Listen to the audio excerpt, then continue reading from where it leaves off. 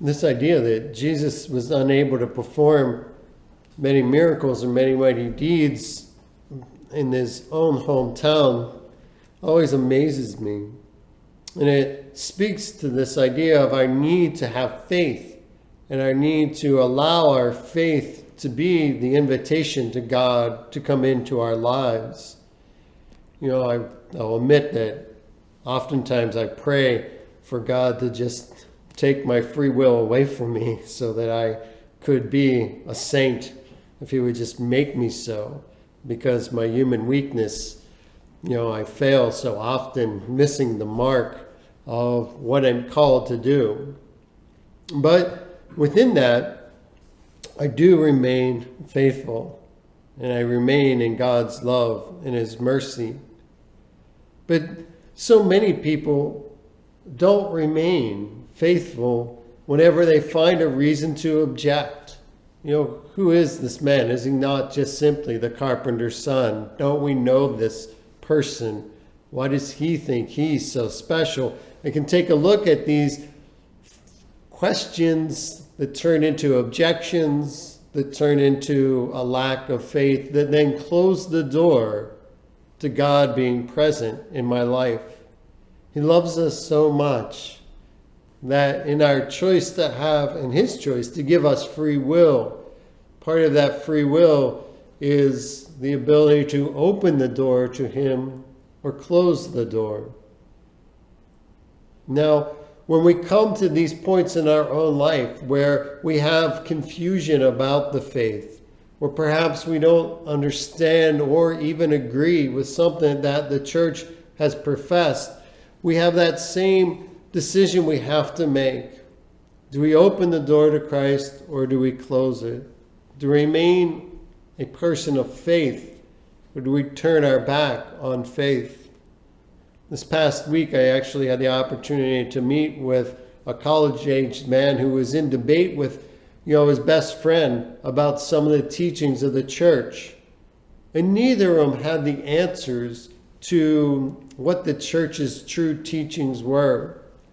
They both took very different paths. The young man who met with me remained within his faith. He remained within the church, and he reached out to a priest and he said, "Hey, can I meet with you? Because I'm really confused about some teachings of the church and I want to know more." And while we were talking and he was sharing his conversation he had with his friend, he was lamenting the fact that his friend took the other route.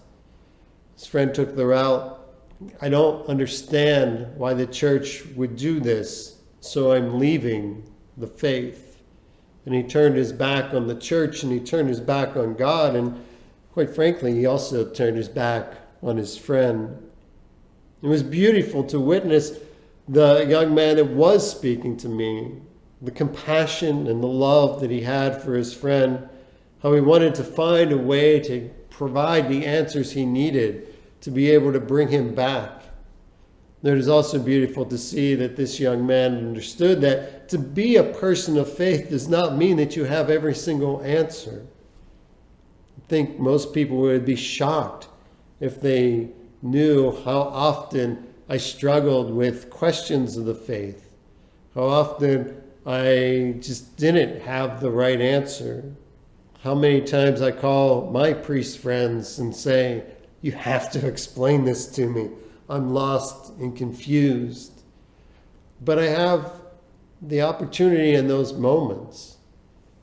I have those opportunities to say, "No, this is too much for my mind to comprehend. The mystery of God is too big. I'm going to just quit and leave." Or I have the opportunity to understand that the mystery of God is so beautiful because it's an ever-flowing stream of water that never stops, and I will never be able to drink all of the water from that fountain.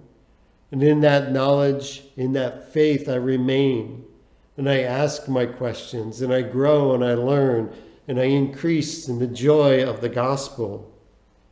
It's not that I'm not asking the same questions as other people. It's not that I'm not struggling sometimes with the same issues as other people. but rather it's the idea that in my struggle, in my confusion, in my doubt, I replace that always with my faith. My faith leads me into my hope. In fact, it's what I saw this past week with that young man. His faith led him into his hope to come to the church to discover greater answers. Inspired by his faith and his hope, he was moved with charity to find a way to talk to his friend who was struggling, to bring him back into the fold, knowing that the true joy of our life, as we see demonstrated in St. Ignatius's life, is not found out in worldly things, but it's found here in the Word of God, in the sacrament of God, within the church, where our faith is truly alive, and we can participate in growing deeper in our knowledge and experience of the mystery of God. And in that, our hearts truly do rejoice.